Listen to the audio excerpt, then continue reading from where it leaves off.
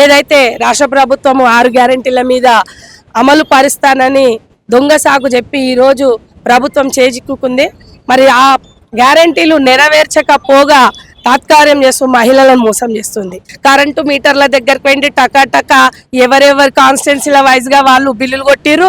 ఒక బిల్లు ఇట్లా చూపించారు, మీ మీడియా ద్వారానే ప్రజలకి తీసుకెళ్ళినారు, చూడండి మేము ఇచ్చేసినాము అని. కానీ ఎవరికి కూడా కాలేదు. చాలా మంది ఈ రోజు ఎందుకంటే మేము ప్రజాప్రతినిధుల్లాగా ప్రజలలో వెళ్ళినప్పుడు అక్క మాకు ఇంకా ఇది కాలేదు, మాకు రాలేదు, కరెంటు బిల్లు ఫ్రీ అన్నారు కానీ డబల్ కి డబల్ పడ్డది. ఇంకా అది కూడా ఒక విచిత్రం. నేను ఈ రోజు తీసుకొచ్చి ఉంటే బాగుండేది.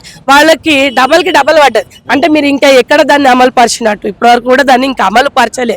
మిగతా 2500 మహాలక్ష్మి అన్నారు. ఇవన్నిటి చేయడానికి ఎలక్షన్ కోడ్ అన్నారు. ఎలక్షన్ కోడ్ అయిపోయింది కదా, వెంబట మీరు తెల్లారే చేసేది ఉండే.